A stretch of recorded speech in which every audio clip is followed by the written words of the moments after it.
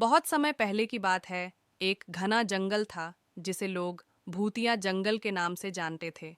इस जंगल के बारे में कहा जाता था कि वहाँ रात में अजीब अजीब आवाज़ें आती थीं और लोग वहाँ जाने से डरते थे।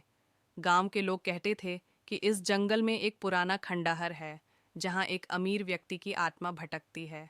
एक दिन एक साहसी युवक नामक राहुल ने सोचा कि वह इस जंगल की सच्चाई का पता लगाएगा।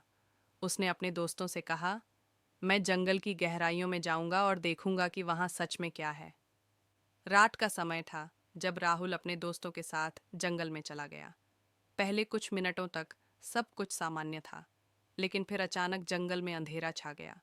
चारों ओर डरावनी आवाजें गूंजने लगीं। राहुल ने महसूस किया कि उसका दिल तेजी से धड़क रहा था। जैसे जैसे वे जंगल की गहराई में गए, उन्होंने खंडहर को देखा। वह खंडहर पुराना और वीरान था। अचानक वहां एक ठंडी हवा चलने लगी और एक भूतिया साया राहुल के सामने प्रकट हुआ। साये ने कहा, क्यों आए हो यहाँ? तुम जानना चाहते हो कि मैं कौन हूँ?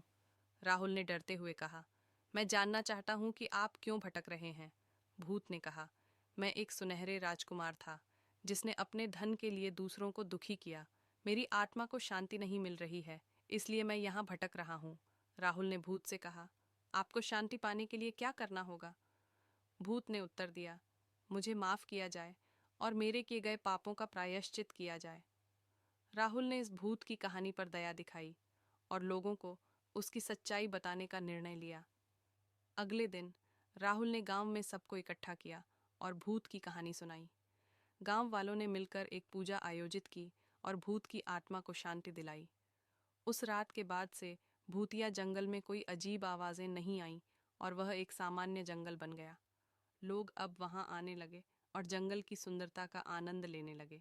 इस तरह राहुल ने न केवल एक भूत की आत्मा को शांति दी, बल्कि गांव वालों को भी एक सीख दी कि हमें कभी भी किसी की दयनीय स्थिति का मजाक नहीं बनाना चाहिए और हमेशा दया एवं सहानुभूति का भाव रखना चाहिए।